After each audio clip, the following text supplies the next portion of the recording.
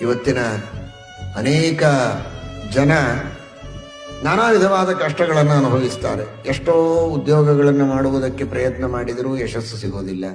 ನಾನಾ ವಿಧವಾದಂತಹ ವ್ಯಾಪಾರಗಳನ್ನು ಮಾಡ್ಲಿಕ್ಕೆ ಹೋಗ್ತಾರೆ, ಕೈ ಸುಟ್ಟುಕೊಳ್ತಾರೆ. ಮದುವೆ ಆಗೋದಿಲ್ಲ, ಮದುವೆಯಾದವರಿಗೆ ಮಕ್ಕಳಾಗಿರೋದಿಲ್ಲ. ಏನೇನೋ ಸಮಸ್ಯೆಗಳು. ಯಾಕೆ ಹೀಗಾಗತ್ತೆ ಅಂತ ಜಾತಕವನ್ನ, ಕುಂಡಲಿಯನ್ನ ತೋರಿಸಲಿಕ್ಕೆ ಹೋಗ್ತಾರೆ. ಜ್ಯೋತಿಷಿಗಳ ಸಲಹೆ ಸೂಚನೆಗಳನ್ನ ಕೇಳ್ತಾರೆ. ಅವರು ಹೇಳೋದು ಕೊನೆಗೇನು? ಮಾಡಬೇಕಾದ ದೇವರ ಪೂಜೆ ಸರಿಯಾಗಿ ನಿಮ್ಮ ಮನೆಯಲ್ಲಿ ಮಾಡ್ತಾ ಇಲ್ಲ, ನಿಮ್ಮ ಕುಲದೇವರಿಗೆ ಸರಿಯಾಗಿ ನಡೆದುಕೊಂಡಿಲ್ಲ, ಕುಲದೇವಿಯನ್ನ ಚೆನ್ನಾಗಿ ಪೂಜೆ ಮಾಡ್ತಾ ಇಲ್ಲ ಅಂತ. ಇದನ್ನು ನಿತ್ಯದಲ್ಲಿ ಮಾಡಬೇಕು ಅಂತ ಹಿರಿಯರು, ಗುರುಗಳು, ತಂದೆ ತಾಯಿಗಳು ಮನೆಯಲ್ಲಿ ಹೇಳ್ತಾನೆ ಇರ್ತಾರೆ.